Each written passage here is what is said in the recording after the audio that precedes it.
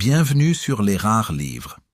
Aujourd'hui, nous vous présentons un ouvrage intemporel, L'art de gagner de l'argent, écrit par le légendaire Phineas Taylor Barnum, maître du spectacle et homme d'affaires visionnaire. Un livre qui dévoile les principes éternels de la réussite et de la prospérité, lu et raconté par Les Rares Livres. Introduction. La richesse n'est pas une question de chance, mais une science que chacun peut apprendre. Cette phrase résume parfaitement la vision de P.T. Barnum, un homme dont le nom reste gravé dans l'histoire comme l'un des plus grands maîtres du spectacle et des affaires. Bien plus qu'un amuseur ou un créateur de cirque, Barnum fut un véritable stratège, un visionnaire qui voyait dans l'argent non pas une loterie réservée à quelques privilégiés, mais une science exacte gouvernée par des lois universelles que tout individu pouvait apprendre et appliquer. Son parcours est d'autant plus remarquable qu'il n'est pas né avec une fortune, ni entouré de privilèges. Il a commencé avec très peu de moyens, mais une détermination immense. Sa conviction était simple et puissante. Transformer une idée en richesse était possible, à condition de connaître les règles du jeu et d'oser les suivre. C'est cette conviction qui l'a guidé à travers les hauts et les bas de sa carrière. Car Barnum n'a pas été épargné par les échecs. Il a connu des faillites, des revers douloureux, des humiliations publiques, mais à chaque chute, il s'est relevé. Pour lui, un échec n'était pas une fin, mais une leçon, un enseignement précieux qui préparait la réussite future. C'est justement cette philosophie qu'il transmet à travers son ouvrage « L'art de gagner de l'argent », un guide intemporel destiné à tous ceux qui rêvent de prospérité. Barnum croyait que la richesse n'était pas réservée à une élite née sous une bonne étoile. Elle n'était pas non plus un coup de chance ou une faveur du destin. Selon lui, elle reposait sur des principes clairs, applicables par n'importe qui, à condition de faire preuve de discipline, de persévérance et de vision. Il affirmait que l'art de s'enrichir pouvait s'apprendre comme on apprend une science, avec des règles précises et des méthodes reproductibles. L'argent, pensait-il, n'était pas capricieux. C'était une énergie neutre qui répondait à la façon dont on le gérait. Celui qui le respectait et savait l'utiliser en faisait un allié, tandis que celui qui le négligeait ou le dissipait finissait inévitablement par le perdre. Cette promesse, Barnum ne la destinait pas seulement à ses contemporains. Elle traverse le temps et s'adresse encore à nous aujourd'hui. Dans un monde moderne où beaucoup cherchent des raccourcis, où l'illusion d'une richesse facile attire mais déçoit, son message conserve une pertinence extraordinaire. Il n'y a pas de miracle. Il n'existe pas de formule magique pour s'enrichir rapidement, mais il existe des méthodes, des principes et surtout un état d'esprit à cultiver. C'est là le cœur de son enseignement. Devenir maître de sa richesse, c'est d'abord apprendre à maîtriser sa pensée, ses habitudes et ses choix. L'art de gagner de l'argent n'est donc pas seulement un traité sur la finance, c'est un manuel de vie, une philosophie pratique qui donne à chacun les clés pour reprendre le contrôle de son destin économique. Barnum insiste sur le fait que peu importe vos origines, votre passé ou votre niveau d'éducation, vous pouvez apprendre à bâtir une fortune si vous acceptez de comprendre et de respecter certaines lois immuables. Dans ces pages, il partage les vérités qui l'ont conduit du statut d'homme ordinaire à celui de figure emblématique de la réussite. Tout au long de ce voyage, il nous révèle des vérités simples mais puissantes. La valeur de l'honnêteté, la force de la persévérance, l'importance de la gestion prudente des dépenses et la capacité à reconnaître les opportunités que d'autres ignorent. Pour lui, la richesse n'est pas une accumulation aveugle d'argent, mais un outil au service de nos rêves, de notre liberté et de notre épanouissement. Ainsi, en ouvrant ce livre, le lecteur n'entre pas seulement dans l'univers d'un homme d'affaires du XIXe siècle, mais dans une philosophie intemporelle. Barnum nous tend la main pour nous montrer que la fortune n'est pas une chimère lointaine. Elle est le résultat direct de choix réfléchis, d'une discipline personnelle et d'une vision claire. Son invitation est simple, adoptez ces principes, appliquez-les avec constance et l'argent cessera d'être une préoccupation pour devenir un instrument de votre réussite et de votre bonheur. Chapitre 1. L'importance de l'intégrité. Barnum affirmait sans détour qu'aucune réussite véritable ne pouvait durer sans la base solide de l'honnêteté. Pour lui, l'intégrité n'était pas une vertu secondaire, mais la pierre angulaire de toute fortune durable. Celui qui bâtit sa richesse sur le mensonge ou la fraude, pensait-il, se condamne tôt ou tard à voir son empire s'effondrer. Car l'argent gagné dans la tromperie peut procurer une satisfaction éphémère, mais il est toujours suivi d'un prix à payer, que ce soit dans la ruine matérielle, la perte de réputation ou la honte qui poursuit celui qui a choisi les chemins faciles de la malhonnêteté. Barnum savait de quoi il parlait.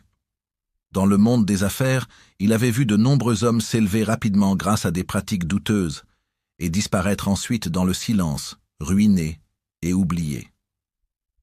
Il observait cette loi universelle. Ce qui est bâti sur le sable finit par s'écrouler. Un homme peut mentir une fois, il peut tromper une clientèle, manipuler une affaire ou exploiter un associé, et peut-être qu'il y trouvera un profit immédiat. Mais chaque mensonge, chaque action malhonnête est une dette envers la vérité. Tôt ou tard, la facture se présente, et lorsqu'elle arrive, elle coûte toujours plus cher que ce que l'on a gagné. La réputation, pour Barnum, était plus précieuse que l'or. Il affirmait que la fortune d'un homme pouvait être détruite en une nuit par un scandale, mais qu'une réputation irréprochable pouvait au contraire lui ouvrir toutes les portes. Dans les affaires comme dans la vie, l'intégrité est une sorte de monnaie invisible, mais infiniment puissante. Quand un homme est connu pour sa droiture, pour sa parole tenue, pour sa fidélité à ses engagements, il attire à lui la confiance des autres.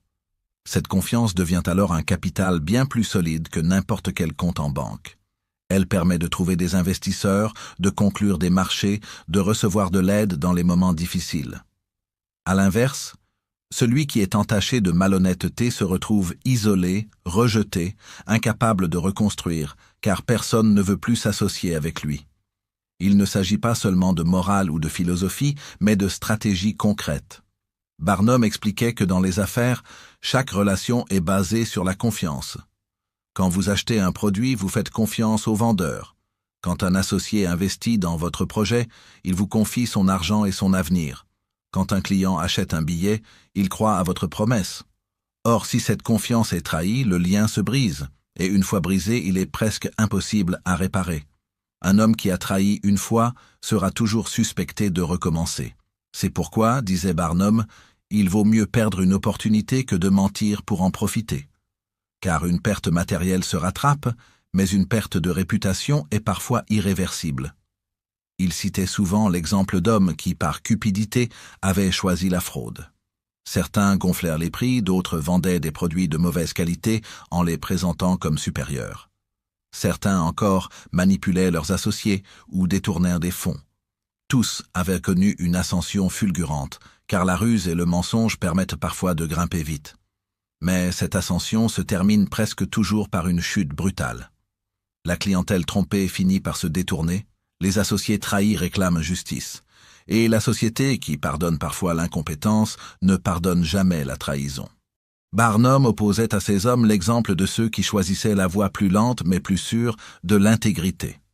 Ces derniers construisaient leur fortune pas à pas, parfois au prix de sacrifices, mais toujours en gardant intacte leur réputation.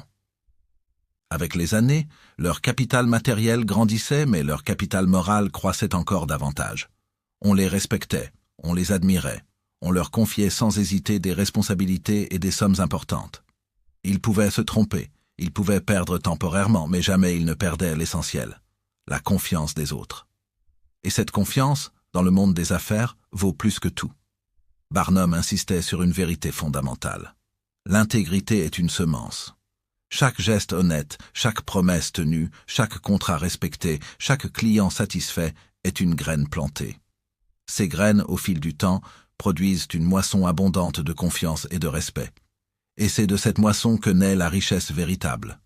À l'inverse, chaque mensonge, chaque fraude, chaque trahison est aussi une graine, mais une graine de poison qui finit par détruire celui qui l'a semée.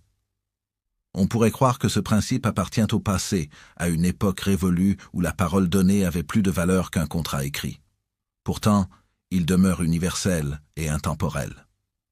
Même dans notre monde moderne, saturé de technologie et de transactions rapides, l'honnêteté reste la clé. Les plus grandes entreprises savent que leur marque repose sur leur réputation. Une seule tromperie, un seul scandale peut ruiner des décennies d'efforts. De la même manière, un entrepreneur individuel, un commerçant ou un simple salarié ne peut avancer solidement sans cette base. Les techniques changent, les marchés évoluent, mais la loi de l'intégrité ne change pas. Barnum invitait chacun à considérer sa réputation comme son bien le plus précieux. Il disait en substance « Protégez votre nom plus que votre argent, car l'argent perdu peut se regagner, mais un nom sali ne se lave jamais complètement. » Il voyait dans l'honnêteté non seulement une règle de moralité, mais aussi une assurance de prospérité. Car l'homme honnête peut connaître des revers, mais il aura toujours autour de lui des alliés prêts à lui tendre la main. Tandis que l'homme malhonnête, même riche, se retrouve seul quand vient l'épreuve. Cette philosophie, Barnum l'avait appliquée dans sa propre vie. Il avait parfois été critiqué pour son sens du spectacle, pour ses exagérations publicitaires, mais il veillait toujours à ne jamais franchir la ligne de la tromperie. Il comprenait que le public pouvait accepter l'illusion tant qu'elle était annoncée comme telle, mais qu'il ne pardonnerait jamais le mensonge pur. Ainsi, il bâtissait ses affaires sur un équilibre subtil. Captiver sans tromper, surprendre sans trahir. Ce respect du public lui a valu une longévité que n'ont pas connue beaucoup de ses contemporains. Leçons après leçons, Barnum ramenait toujours ses lecteurs à cette vérité.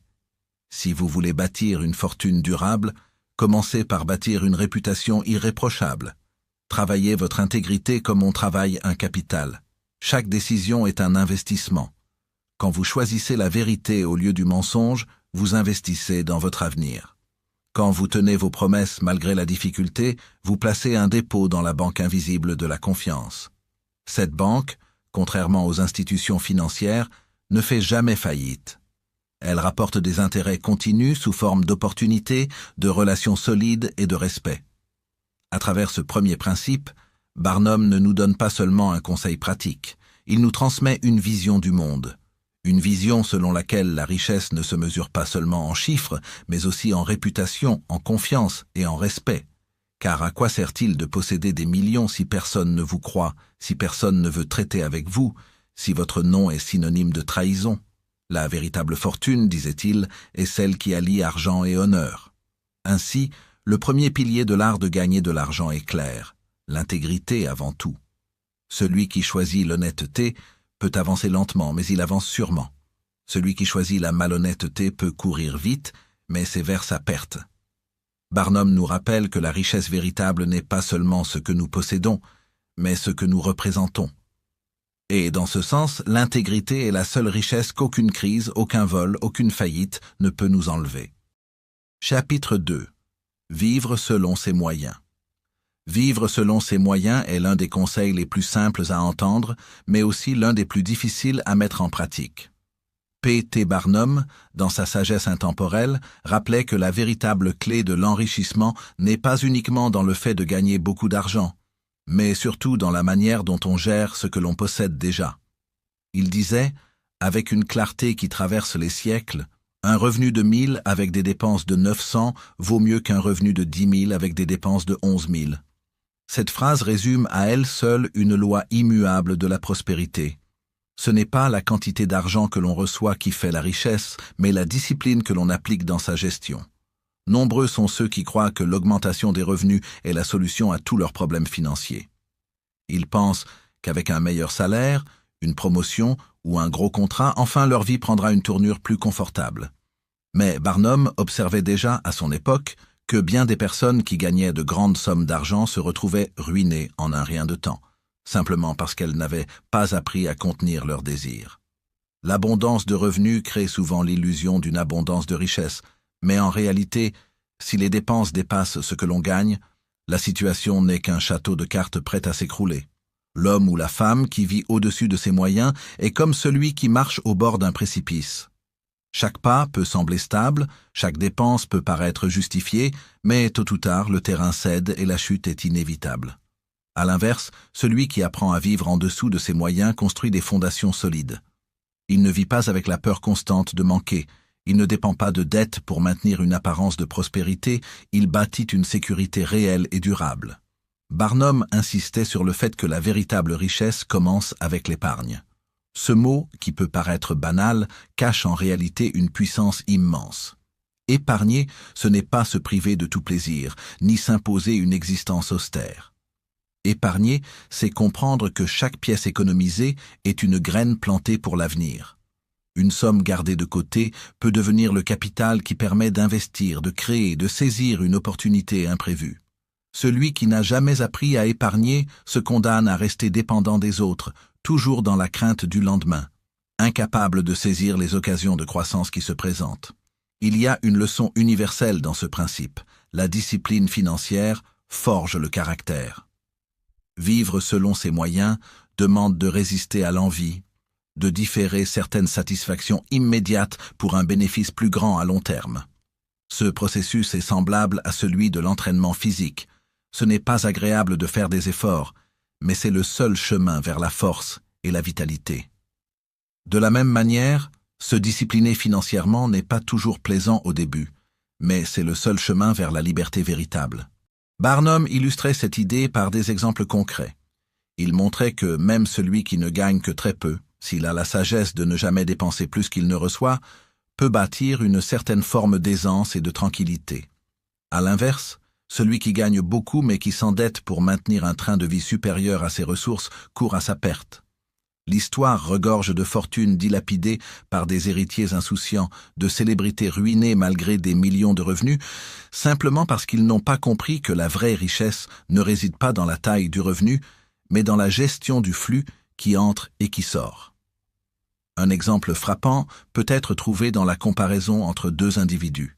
Le premier gagne 1 000 € par mois, mais il a appris à vivre sobrement, à éviter les achats impulsifs, à mettre de côté un peu chaque mois. Le second gagne 10 000 € par mois, mais il vit dans le luxe, dépense sans compter, accumule les dettes. À la fin, lequel des deux est réellement riche? Celui qui possède une réserve, même modeste, mais réelle, ou celui qui, malgré ses revenus importants, n'a que des dettes et des engagements qu'il ne peut honorer? La réponse est évidente. Barnum ne condamnait pas le désir de profiter de la vie. Au contraire, lui-même aimait le faste, le spectacle, les choses grandioses. Mais il savait équilibrer ses passions avec la rigueur de la gestion. Il insistait sur le fait que l'art de vivre selon ses moyens n'est pas une invitation à la médiocrité, mais une discipline qui permet d'aller plus loin. Car celui qui maîtrise ses dépenses devient maître de son destin. Il n'est plus esclave des créanciers, il n'est plus prisonnier de l'anxiété financière. Il peut choisir, investir, innover, entreprendre. Sa liberté repose sur des bases solides. Il faut comprendre que l'argent dépensé au-delà de ses moyens n'est pas seulement une perte matérielle, c'est aussi une perte psychologique. Les dettes créent une pression constante, elles rongent la confiance en soi, elles détruisent la tranquillité intérieure. Chaque facture impayée devient une ombre qui plane au-dessus de l'esprit, chaque créancier une menace silencieuse. Barnum observait avec justesse que beaucoup de malheurs, de querelles et de drames familiaux naissent de la mauvaise gestion financière. Apprendre à vivre selon ses moyens, c'est donc aussi protéger sa paix intérieure, préserver ses relations et cultiver un équilibre de vie plus sain. Mais comment appliquer ce principe concrètement? Barnum recommandait d'abord la vigilance. Il faut apprendre à observer ses dépenses, à les noter, à comprendre où part chaque pièce.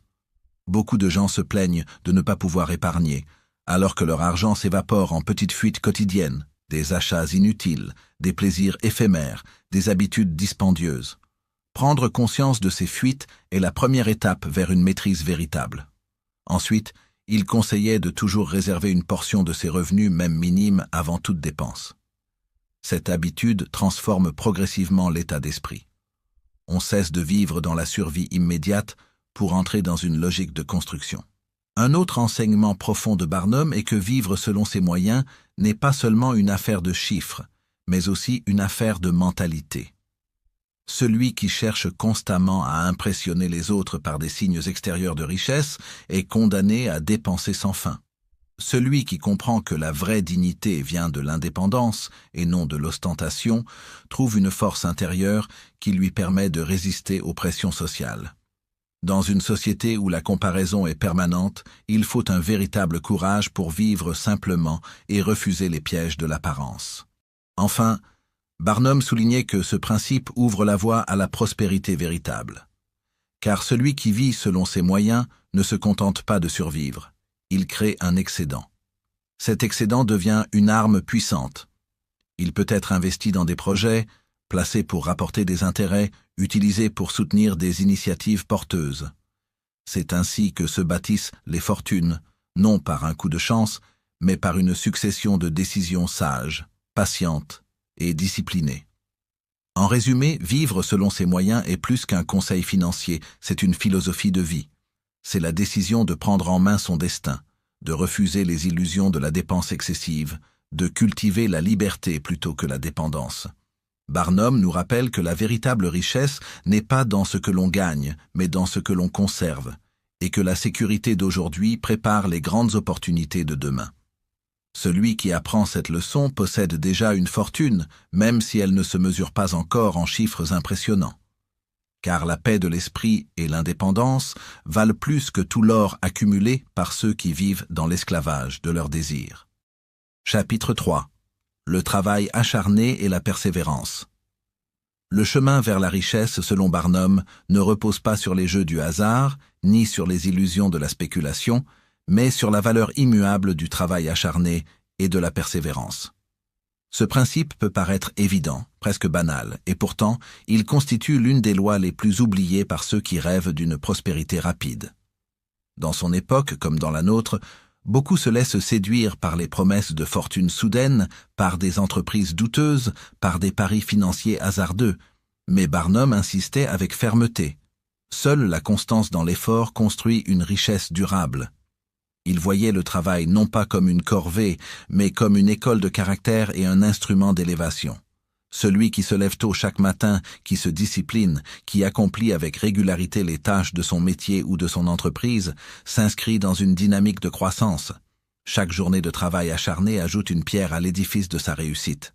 Rien ne paraît spectaculaire sur le moment, mais la somme de ces efforts patientement accumulés se transforme au fil des années en une fortune solide et respectée. La richesse véritable n'est pas le fruit d'un seul coup de chance, mais le résultat d'une succession de journées bien remplies. Barnum mettait en garde contre l'illusion des raccourcis. La spéculation attire les esprits pressés, avides de gains rapides. Mais si parfois certains réussissent un coup de maître, la plupart finissent ruinés. Pourquoi? Parce que la spéculation est une dépendance à la chance, et la chance par définition est instable et capricieuse. Celui qui bâtit sur elle construit sur du sable. Au contraire, celui qui bâtit sur son travail, sur sa discipline et sur sa constance, construit sur le roc. Même si les tempêtes de la vie viennent frapper, son édifice demeure, car il repose sur des fondations solides.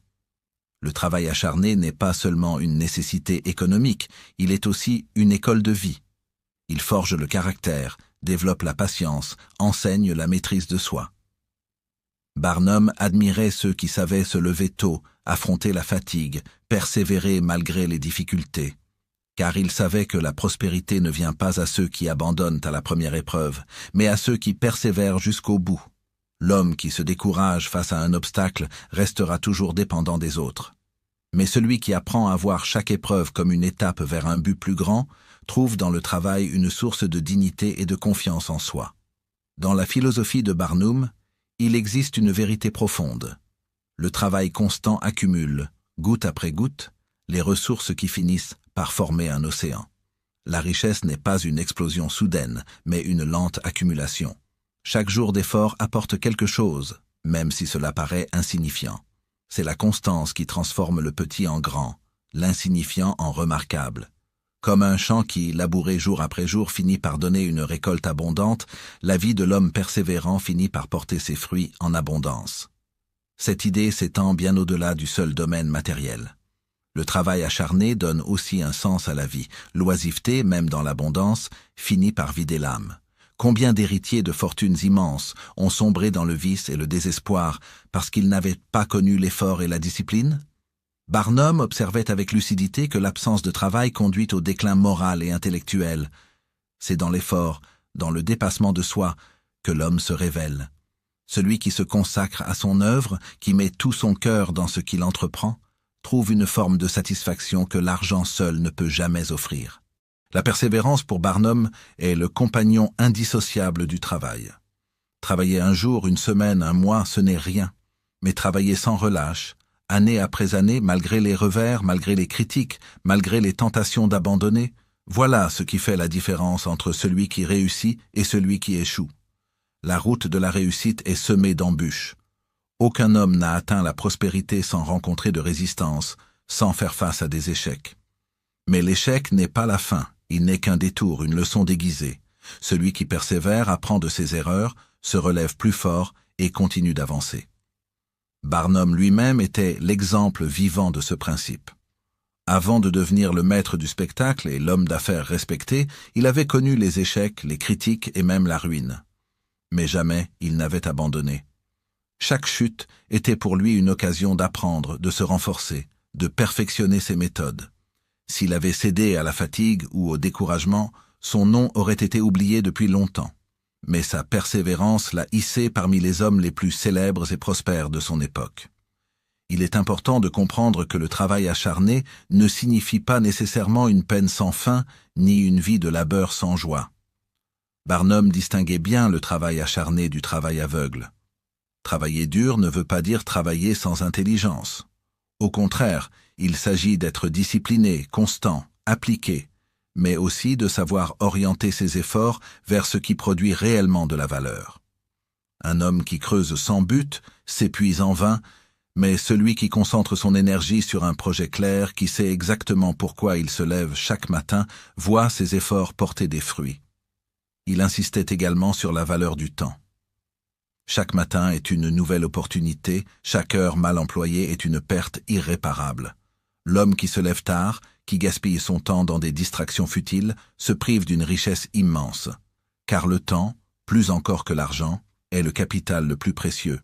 Celui qui l'investit dans un travail constant et discipliné récolte des résultats qui dépassent souvent ses propres espérances. Dans la société moderne comme à l'époque de Barnum, beaucoup cherchent à éviter l'effort. Ils rêvent de gains rapides, de richesses faciles. Mais ces illusions se terminent presque toujours par la déception. Le succès, le vrai succès, demande de l'endurance. Il exige de travailler quand les autres se reposent, de continuer quand les autres abandonnent, de croire quand les autres doutent. C'est cette persévérance inflexible qui finit par ouvrir les portes de la prospérité. Barnum voyait aussi dans le travail acharné une dimension morale. Celui qui travaille dur n'enrichit pas seulement sa propre vie, il contribue aussi à la société. Son labeur produit des biens, des services, des opportunités pour les autres. Ainsi, la prospérité individuelle issue du travail constant a toujours des retombées collectives. Un homme persévérant crée de la valeur non seulement pour lui-même, mais aussi pour son entourage, pour ses employés, pour ses clients, pour sa communauté. Le plus grand obstacle au travail acharné et à la persévérance reste la tentation de l'abandon. Les débuts sont souvent enthousiastes, mais la route est longue, et beaucoup se fatiguent avant d'avoir vu les premiers fruits de leurs efforts. C'est là que Barnum nous exhorte à rester ferme, à continuer même quand les résultats tardent. La constance est comme un levier invisible. Elle multiplie l'impact de nos actions. Ce que l'on fait aujourd'hui semble parfois insignifiant, mais répété jour après jour, cela finit par déplacer des montagnes. En fin de compte, Barnum nous lègue un enseignement simple mais profond.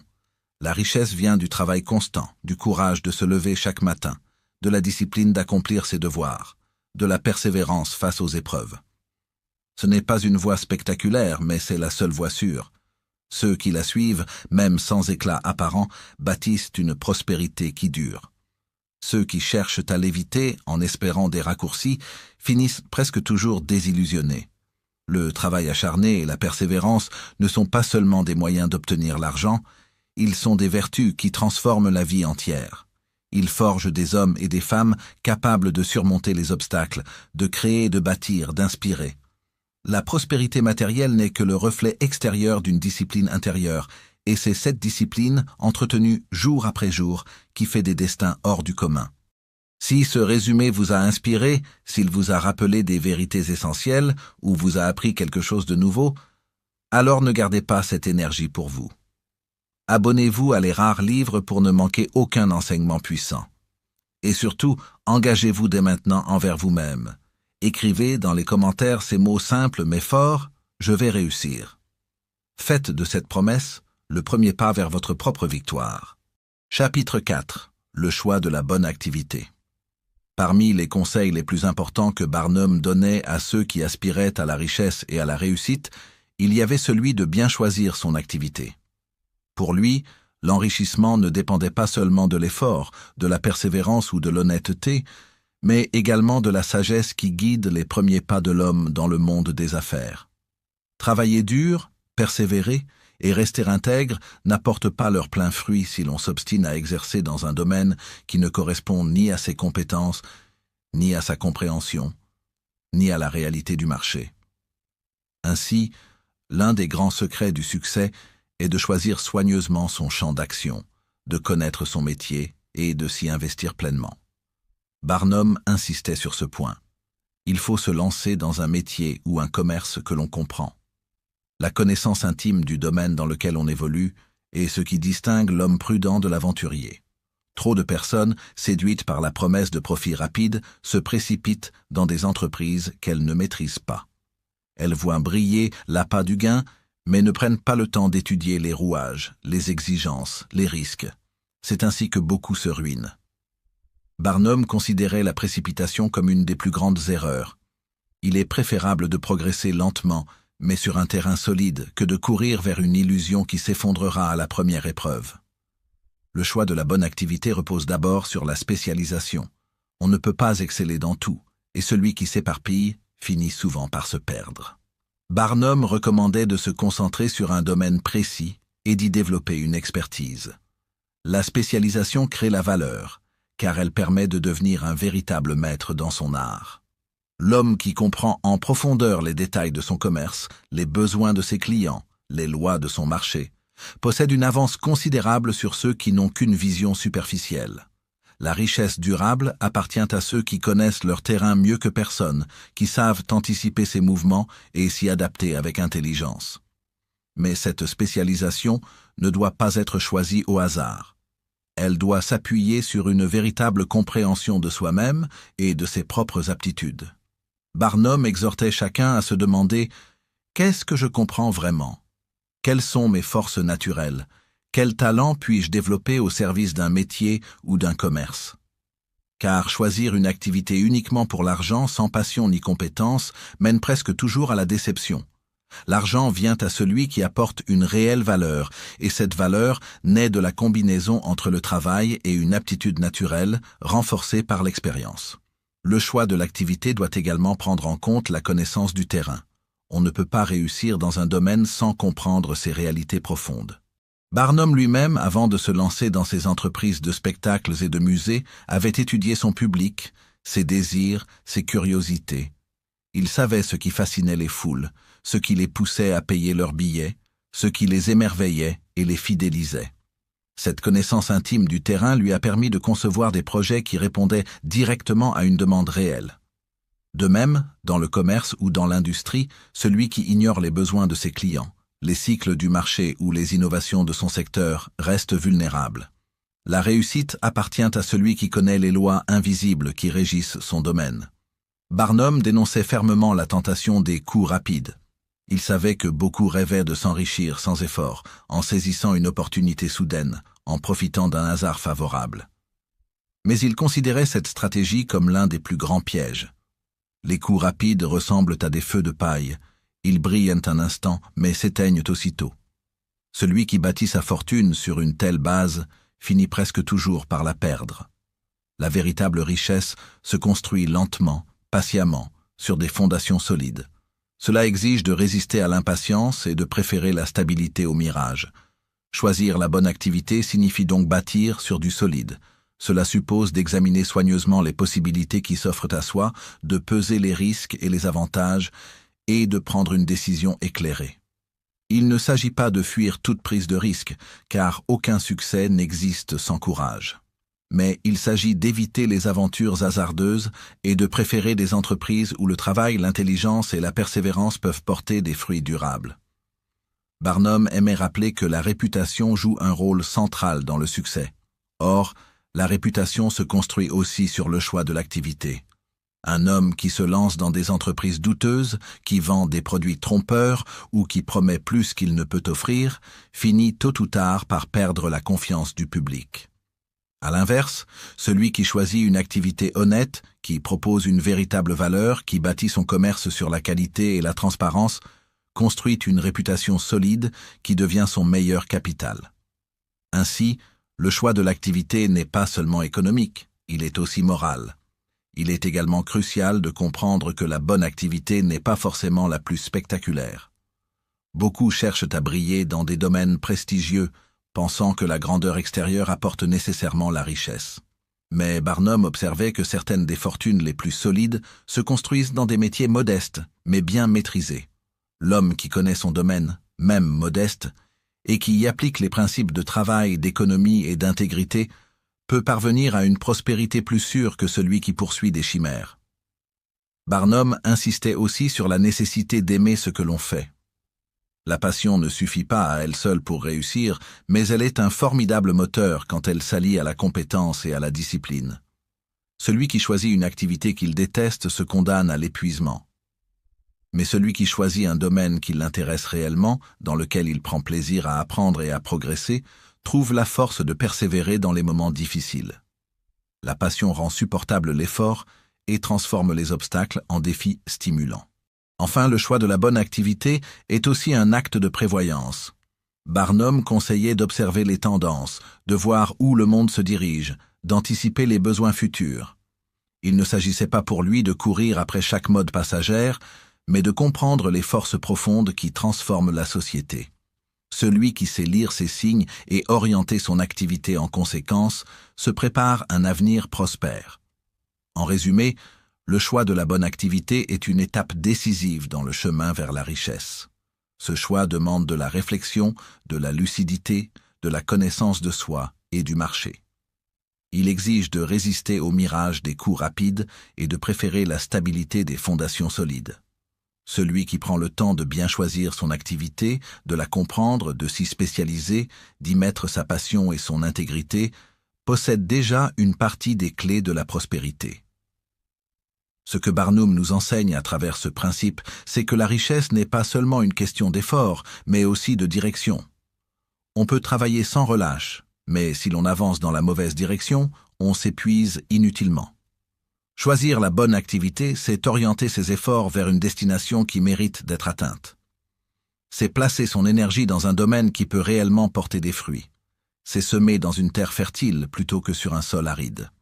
Ainsi, le succès ne résulte pas seulement du travail, de l'économie ou de l'intégrité, mais aussi de la sagesse initiale de choisir un terrain solide sur lequel bâtir. Celui qui comprend cette leçon de Barnum évite bien des échecs et se donne la meilleure chance de voir ses efforts transformés en une prospérité durable. Chapitre 5. La publicité et l'art de se faire connaître.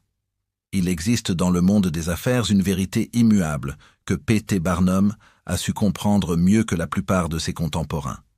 La réussite ne repose pas uniquement sur la qualité d'un produit ou la solidité d'un service, mais aussi et surtout sur la manière dont celui-ci est perçu par le public.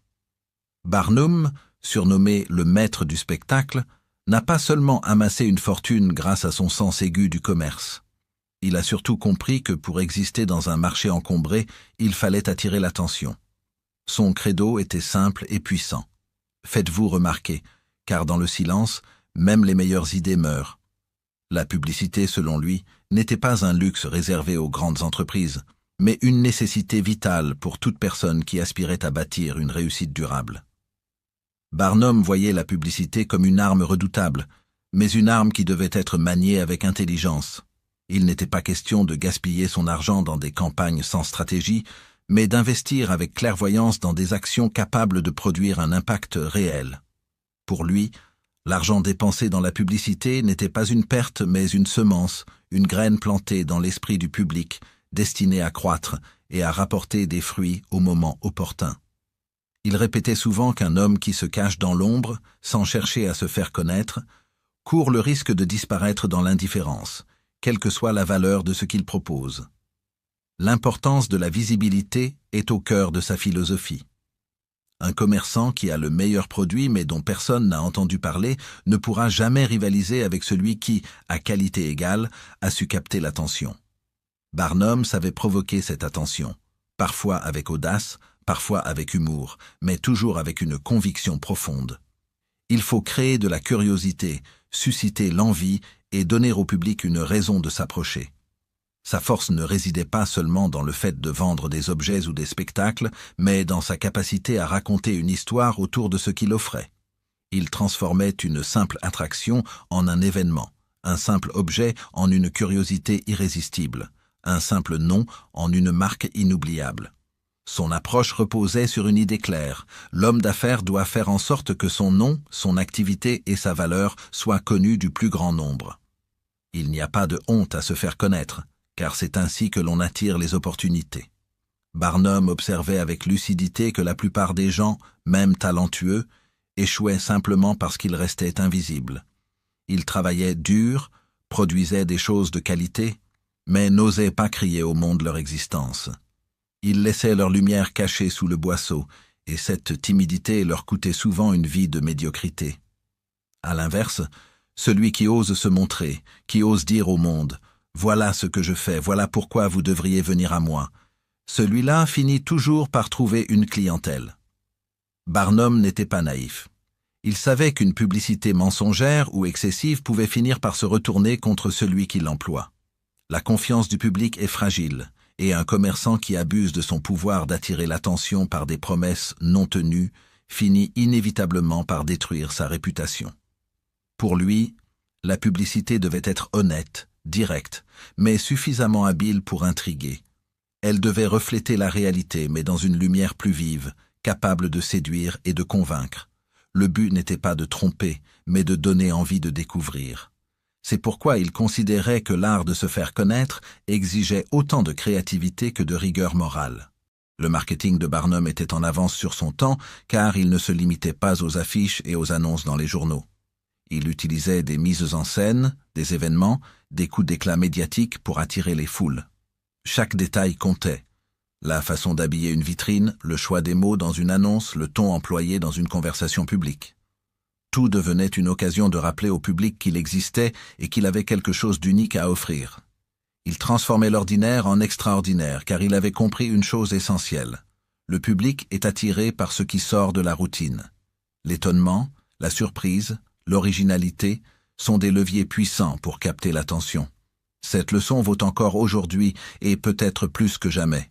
Dans un monde saturé d'informations, d'images et de messages, se faire remarquer est devenu un art de haute précision. Celui qui néglige la publicité, qui pense que son talent ou son produit parlera de lui-même, se condamne à être noyé dans la masse. Le silence est l'ennemi du succès. À l'inverse, celui qui investit avec intelligence dans la promotion, qui sait utiliser les bons canaux, qui crée une image forte et cohérente, celui-là bâtit peu à peu une réputation qui devient son capital le plus précieux. Barnum insistait aussi sur la constance. Une publicité ponctuelle ne suffit pas. Il faut entretenir l'attention, rappeler régulièrement sa présence, nourrir la mémoire du public. L'esprit humain est vite distrait. Ce qui n'est pas répété s'oublie. De même que l'on doit arroser une plante pour qu'elle continue de croître, il faut entretenir sa visibilité par des rappels fréquents. Une marque, un nom ou un service devient réellement fort lorsque le public en entend parler à plusieurs reprises, sous différentes formes, jusqu'à ce qu'il devienne familier. Et lorsqu'un nom devient familier, il inspire confiance, et cette confiance attire les clients. Barnum voyait dans la publicité non seulement un outil pour vendre, mais aussi une façon d'incarner une identité. Elle devait refléter l'esprit de l'entreprise, la personnalité du commerçant, l'originalité du produit. C'est ce qui la rendait authentique. Un homme d'affaires qui se contente d'imiter la publicité des autres finit par se diluer dans la masse, tandis que celui qui ose affirmer sa singularité crée une empreinte durable. La publicité bien faite est donc beaucoup plus qu'une annonce. C'est une déclaration d'existence, une façon de dire au monde « Voici qui je suis et voilà ce que je représente ». Enfin, Barnum voyait la publicité comme une promesse d'avenir. Lorsqu'on investit dans la visibilité, on ne travaille pas seulement pour le présent, mais aussi pour l'avenir. Chaque personne qui entend parler de vous, même si elle ne devient pas immédiatement un client, peut le devenir demain. Chaque impression laissée dans un esprit peut se transformer en opportunité plus tard. C'est pourquoi il répétait que la publicité intelligente est une accumulation de capital invisible, mais qui finit toujours par produire des résultats tangibles. En définitive, le message de Barnum est limpide. La richesse ne se bâtit pas uniquement sur la compétence, la persévérance ou même l'intégrité, aussi essentielle soit-elle. Elle repose aussi sur la capacité à se faire connaître, à devenir une figure incontournable dans son domaine, à imprimer son nom dans la mémoire du public. Celui qui comprend cela, qui ose se montrer, qui investit avec intelligence dans la publicité et qui reste fidèle à sa promesse, celui-là construit un empire. Celui qui néglige cette vérité, même s'il est talentueux, restera un inconnu. Barnum a prouvé par sa vie et son succès que la visibilité est la clé de l'opportunité, et que l'art de se faire connaître est un pilier incontournable de la réussite financière et personnelle. Chapitre 6. La chance et le bon sens. Il existe dans la vie des forces mystérieuses que l'on appelle souvent la chance. Certains disent qu'elle sourit à quelques élus, qu'elle frappe au hasard et qu'elle ne se contrôle pas. Mais Barnum avait une vision bien différente. Pour lui, la chance n'était pas une force magique, ni un privilège accordé à certains individus par une destinée capricieuse. Il pensait que la chance sourit aux audacieux, mais surtout aux personnes préparées, celles qui ont su cultiver en elles le bon sens, l'organisation et la vigilance. En d'autres termes, la chance n'est pas une loterie, c'est une opportunité qui devient réelle uniquement pour celui qui a les yeux ouverts et l'esprit prêt à agir. Barnum observait que beaucoup de gens attendaient passivement que la vie leur offre un coup de pouce miraculeux. Ils espéraient un héritage, une rencontre inattendue, une découverte soudaine qui changerait leur existence. Mais il rappelait sans cesse que l'espérance seule ne mène nulle part si elle n'est pas accompagnée d'action et de préparation. La vraie chance n'arrive pas à celui qui se contente d'espérer, mais à celui qui travaille, qui observe, qui apprend et qui se tient prêt à saisir la bonne occasion lorsqu'elle se présente.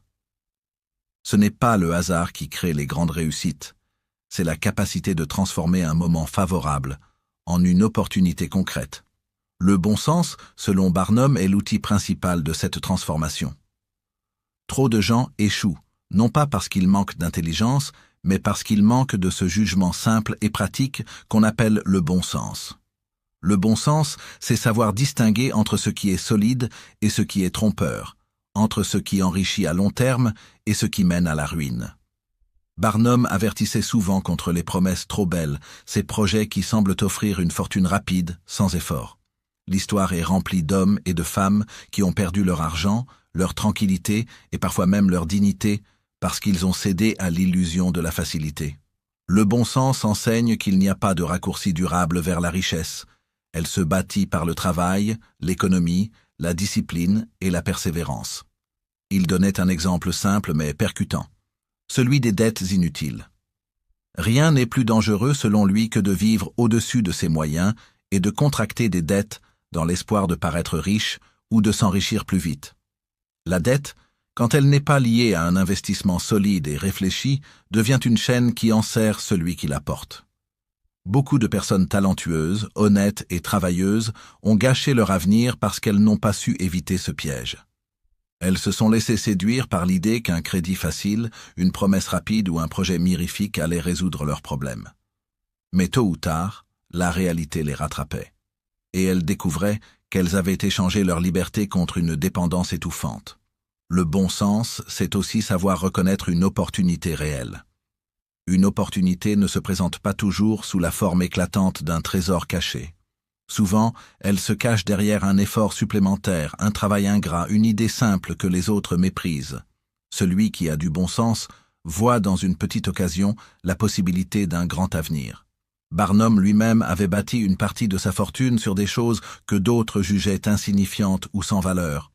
Mais il savait que ce n'est pas l'objet en lui-même qui compte, c'est l'histoire qu'on raconte autour, la manière de le mettre en valeur et la capacité à l'exploiter au bon moment. Ainsi, le bon sens transforme ce que d'autres rejettent en une ressource précieuse. Il faut aussi comprendre que la chance est souvent le fruit du courage.